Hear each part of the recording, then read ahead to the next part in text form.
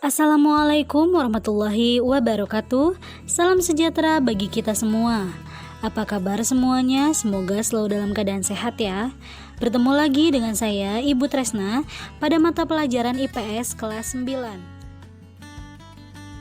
Pada kesempatan kali ini kita akan membahas materi tentang pengaruh ketergantungan antar ruang terhadap kehidupan bangsa Indonesia, di mana akan berpengaruh terhadap migrasi penduduk, transportasi, lembaga pendidikan, dan lembaga ekonomi.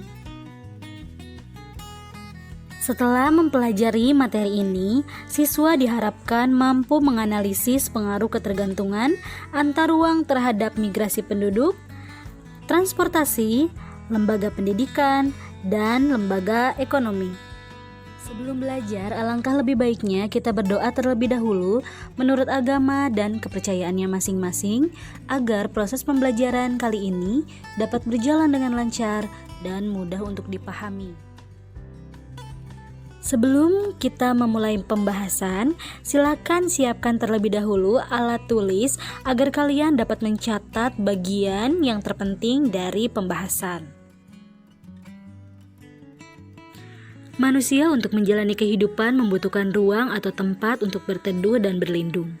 Namun seiring perkembangan zaman, ruang atau tempat manusia tinggal atau kita sebut sebagai lahan pemukiman semakin sempit, mengingat jumlah populasi penduduk yang semakin meningkat. Coba kalian perhatikan peta persebaran penduduk pada tahun 2017 ini. Berdasarkan peta tersebut dan data yang saya lansir dari website Badan Pusat Statistik Indonesia pada tahun 2017, urutan pertama masih dipegang oleh kepadatan penduduk yang berasal dari Pulau Jawa. Kepadatannya yakni mencapai 149 juta jiwa atau setara dengan 57,12% dari total penduduk yang ada di Indonesia. Di urutan kedua diduduki oleh Sumatera dengan jumlah populasi penduduk 55,5 juta jiwa atau sekitar 21,15%. Sedangkan yang ketiga adalah Pulau Sulawesi dengan kepadatan penduduk 19,2 juta jiwa atau setara dengan 7,34%. Selanjutnya ada Pulau Kalimantan di posisi keempat dengan kepadatan penduduk 15,9 juta jiwa atau 6,07%. Urutan kelima yakni Nusa Tenggara Bali mencapai kepadatan penduduk 14,4 juta jiwa atau setara dengan 5,53%. Dan di urutan keenam ada Pulau Papua dengan 4,1 juta jiwa atau setara dengan 1,60%. Dan yang terakhir terdapat Pulau Maluku dengan kepadatan penduduk 2,95 juta atau setara dengan 1,13%. Dari data tersebut, kita dapat mengetahui bahwa belum adanya pemerataan dalam sumber daya manusia di setiap wilayah yang ada di Indonesia. Biasanya, orang akan mencari daerah yang dapat memiliki perkembangan ekonomi atau perkembangan sarana pendidikan yang lebih baik dibanding daerahnya. Hal ini dapat mendorong sebagian orang untuk melakukan perpindahan ke daerah yang dianggap lebih baik atau malah sebaliknya, ketika suatu daerah dapat berkembang pesat sehingga justru mengundang penduduk lain dari daerah lain untuk pindah ke daerah tersebut.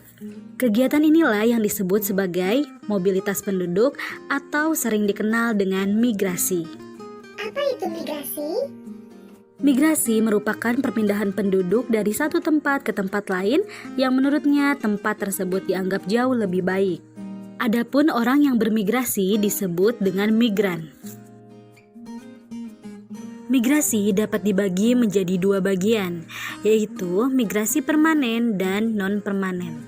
Migrasi permanen merupakan perpindahan penduduk dari suatu wilayah ke wilayah lain dengan bermaksud untuk menetap di daerah tujuan. Migrasi permanen ini dibagi menjadi dua jenis, yaitu migrasi internasional dan migrasi nasional. Perbedaan antara migrasi internasional dengan migrasi nasional adalah Ketika kalian akan berpindah ke negara yang lain dan bertujuan untuk menetap di sana, berarti itu disebut sebagai migrasi internasional karena berpindah warga negara. Sedangkan migrasi nasional hanya pindah kota atau pulau namun tetap di negara yang sama. Selanjutnya kita membahas migrasi non-permanen. Migrasi non-permanen ini merupakan perpindahan penduduk dari suatu tempat ke tempat yang lain di mana penduduk tersebut tidak bertujuan untuk menetap atau hanya bersifat sementara saja. Nah, anak-anakku sekalian, kalian tahu tidak mengapa migrasi ini bisa terjadi? Hal tersebut dikarenakan adanya sejumlah faktor yang mendorong seseorang untuk melakukan migrasi. Kira-kira apa saja ya? Yang pertama adalah faktor yang berkaitan dengan daerah asal atau yang disebut dengan push factors. Misalnya, karena kurangnya lapangan pekerjaan di daerah tersebut atau alasan kemiskinan, peperangan, kondisi politik, masalah lingkungan, dan kesempatan pendidikan yang rendah di daerah tersebut bisa menjadi faktor pendorong terjadinya migrasi. Yang kedua adalah dikarenakan faktor yang berkaitan dengan daerah tujuan atau pull factors. Hal ini merupakan kebalikan dari push factor. Karena seseorang akan bermigrasi karena tertarik dengan daerah yang akan dituju, seperti halnya tersedia lapangan pekerjaan, sehingga penghasilannya pun menjadi lebih banyak, pendidikan lebih tinggi, dan bisa jadi karena banyaknya sarana hiburan dan pusat kebudayaan yang menjadi daya tarik dari suatu daerah tersebut. Selain faktor pendorong, ada pula faktor penghambat terjadinya migrasi, yaitu antara lain, yang pertama karena adanya jarak yang jauh. Jarak antara daerah asal dan daerah tujuan yang menjadi jauh, hal tersebut bisa dipertimbangkan seseorang untuk melakukan migrasi, karena untuk mencapainya pun perlu tantangan dan usaha yang penuh. Faktor penghambat yang kedua adalah karena kesulitan untuk mengakses transportasi. Karena tadi ada jarak antara daerah asal dengan daerah tujuan, maka dari itu tidak menutup kemungkinan bahwa transportasi juga akan menghambat jadinya seseorang tersebut tidak bisa untuk melakukan migrasi ke daerah yang lain. Selain itu, faktor penghambat yang ketiga karena biaya migrasi yang tinggi. Nah, kalian perlu tahu ketika melakukan migrasi pun perlu perjalanan yang membutuhkan biaya yang tidak sedikit. Hal ini juga jadi penghambat terjadinya migrasi. Faktor yang terakhir adalah faktor pribadi. Tidak sedikit penduduk yang memiliki kecenderungan cepat puas dengan apa yang mereka raih.